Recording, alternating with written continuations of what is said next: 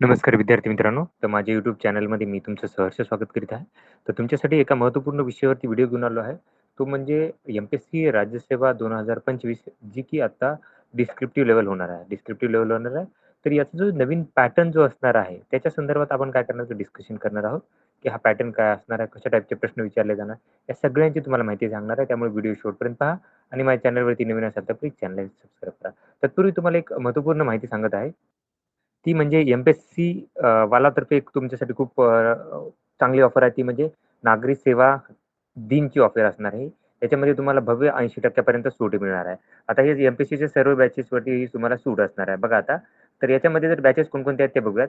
तर ही सक्षम foundation batch असणार आहे, ती की राज्यसेवा 2026 साठीची बॅच असेल ही. तर ही तुम्हाला ॲक्चुअल प्राईस त्याची किती आहे, की 19,999 पण ती तुम्हाला भेटणार आहे 5,499 ला भेटेल. आणि तुम्ही जर एस-एस-ओ 1000 हा जर कुपन कोड यूज केला, तर तुम्हाला 1000 पर्यंत ऑफ भेटून जाईल. त्याच्यानंतर दुसरी आहे की सामर्थ्य बॅच आहे. एम-पी-एस-सी कंबाईन पूर्व परीक्षा 2025 साठी असणार आहे ही. तर ही जर बघितली तर प्रिलिमसाठी असणार आहे. ही आहे ती तुम्हाला 1999 आणि हे जर एस-एस-ओ 1000 कोड यूज केला तर तुम्हाला 1000 पर्यंत ऑफ भेटेल. त्याच्यानंतर नायक बॅच असणार आहे ही एम-पी-एस-सी कंबाईन 2025 ची फाउंडेशन बॅच. ही तुम्हाला असणार आहे ₹2499 ला असणार आहे. त्याच्यानंतरनं चौथी जी बॅच असणार आहे, ती असणार आहे युनिटी बॅच असेल ती की एम-पी-एस-सी राज्यसेवा 2025 इंटिग्रेटेड बॅच असेल ही. ती आहे ₹4,499 ला. एस-एस-ओ 1000 हा कोड यूज करा. तुम्हाला काय होईल की 1000 पर्यंत तुम्हाला ऑफ भेटेल. त्याच्यानंतर पुढे आहे बघा 80% पर्यंत सगळ्या बॅचेसवरती तुम्हाला ऑफ भेटत आहे. याच्यामध्ये पी-वाय-क्यू भेटेल तुम्हाला. त्याच्यानंतर तुम्हाला काय होईल की डेली क्वेश्चन पेपरची एनालिसिस भेटेल. मेन्सची रायटिंगची तुम्हाला असिस्टंट भेटणार आहे. त्याच्यानंतरनं डेली तुम्हाला काय भेटेल, की म्हणजे वीकली तुम्हाला काय भेटेल, की याच्यावरती जे करंट अफेअर्सचे क्वेश्चन असतात ते तुम्हाला भेटेल. मासिक जे असतात ते त्यांचे भेटणार आहेत. सगळ्या सोयी-सुविधा तुम्हाला काय करेल, की याच्यावरती भेटणार आहे. तुम्हाला या बॅचेसची लिंक तुम्हाला डिस्क्रिप्शन बॉक्समध्ये मी टाकून देतो. तुम्ही काय करू शकता तिथे जाऊन जॉइन करू शकता. तर ही महत्त्वपूर्ण माहिती आहे. लवकरात लवकर बॅचेस तुम्ही जॉइन करा. आता जाऊयात आपल्या मुख्य मुद्द्याकडे. तर तर आपण बघूयात आपण, की हा पॅटर्न कसा असणार आहे तो. तर इथं आपण पॅटर्न हा आहे. बघा, तर डिस्क्रिप्टिव्ह आहे. डिस्क्रिप्टिव्ह 2025 पासून असणार आहे. त्याच्यामध्ये बघा एकूण किती आहेत 9 प्रश्नपत्रिका आहेत ते क्वेश्चन पेपर जे असणार आहेत. पेपर क्रमांक 1 ते 9 असणार आहे.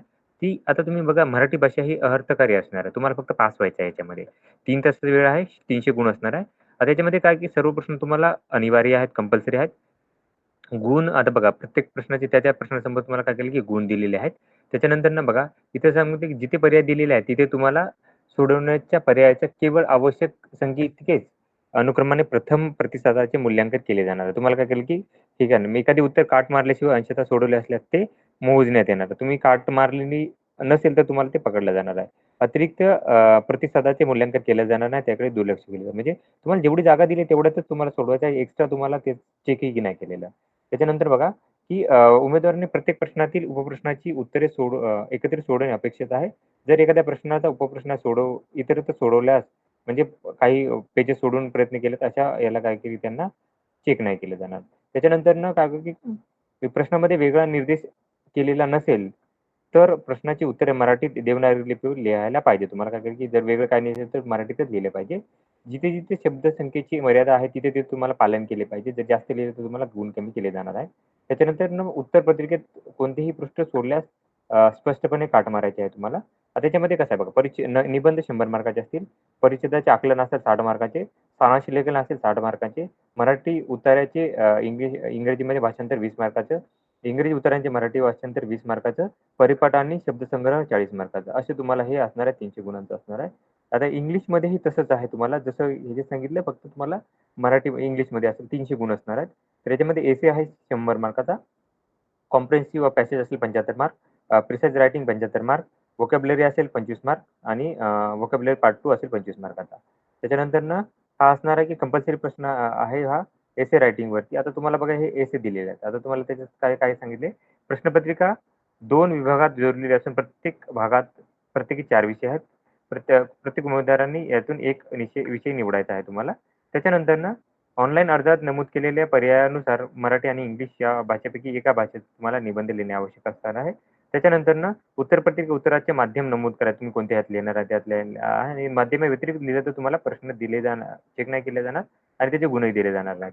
त्याच्यानंतर प्रश्नात दर्शवलेली शब्दमर्यादा लक्षात घ्यायची आहे आणि त्याच्यानुसारच हे करत आहे. त्याच्यानंतर पेज रिकामं सोडलं तर तुम्हाला काट मारायचे आहे. आता त्याच्यात स्ट्रक्चर कसं आहे, की बघा निबंध आहे एक 125 गुणासाठी, सेक्शन 2 मध्ये निबंध 125 मार्कासाठी असे असणार आहे आणि पेपर क्रमांक 4 ते 6 हे मॅन्डेटरी असणार आहे तुम्हाला. जनरल स्टडी 1 ते 3 असणार आहे हे. तर त्याच्यामध्ये हा काय करेल, की त्यांनी सिलॅबस दिलेला आता ह्या गोष्टी दिलेल्या आहेत तुम्हाला. अनिवार्य आहेत. दोन्ही भाषेत दिलेले असतात तुम्हाला हे प्रश्न. ओके. आणि त्याच्यानंतर जर बघितलं तर तुम्हाला सेम सांगितलेलं म्हणजे ह्या गोष्टी परत-परत लिहिलेल्या आहेत त्यांनी, की तुम्ही काय केलं, की काट मारलेलं जर नसेल तर तुम्हाला काय करायचं पेपर चेक केले जाणार, तुमचं सोडवलं जाणार नाहीये. शब्दमर्यादा तुम्हाला प्रॉपर लिहायच्या आहे, की बघा इथे लिहा, की 1 ते 10 चे आहे ते 150 शब्दामध्ये लिहायचं आहे आणि 11 ते 20 असेल तर प्रश्न क्रमांक ते 250 शब्दामध्ये लिहायचं आहे. शब्दमर्यादातच लिहायचं आहे तुम्हाला. जास्त लिहायचं नाहीये. काट मारायचे आहे. जर रिकामं सोडलं असेल तर तुम्ही काट मारायचे आहे. त्याच्यानंतरनं कोणत्याही प्रकारच्या संदेहाच्या स्थितीत इंग्रजी भाषांतर अधिकृत धरले जाणार आहे, की म्हणजे तुमची हे जर बघितले ट्रान्सलेशन तर ते इंग्लिशचं पकडलं जाणार आहे. याच्यामध्ये काही डाऊट असेल तर. आता सिलेबसनुसार तुम्हाला प्रत्येक याचे काय केलं, की 20 क्वेश्चनचे 10-10 मार्क इथे मार्क दिलेले आहेत. पहिल्या 10 क्वेश्चनचे 10-10 मार्क आणि परत 15 मार्क दिलेले आहेत. त्याच्यानंतरनं 7वा आहे जनरल स्टडी 5. त्याच्यामध्ये तुम्हाला आहे, की इंग्रजी आणि हे मराठी असेल 250 मार्काचं असतील हे आणि 3 तासासाठी वेळ असणार आहे. सगळे सेम हे आहे. पॅटर्न बघूयात काय आहे तो. बघा आता क्वेश्चन क्रमांक एमध्ये परत तुला 4 क्वेश्चन आहेत 10-10 मार्काचे ईच. 10 मार्क आहेत तिथे. त्याच्यानंतरनं बी-सी वेगळा क्वेश्चन आहे. त्याच्यानंतर 2 मध्ये ए-बी आहेत. ॲज पर सिलेबस सगळं असणार आहे. ते परत सगळे 10 मार्काचे असणार आहे. सेक्शन बीमध्ये तुम्हाला परत 20-20 मार्काचे क्वेश्चन तुम्हाला असणार आहेत हे. ओके. त्याच्यानंतर 9 आणि 10 ते तुम्हाला हे आहे तुमचे काय म्हणतात ते ऑप्शनल सब्जेक्ट आहे ते तुम्हाला 250 गुणांचे हे असणार आहे.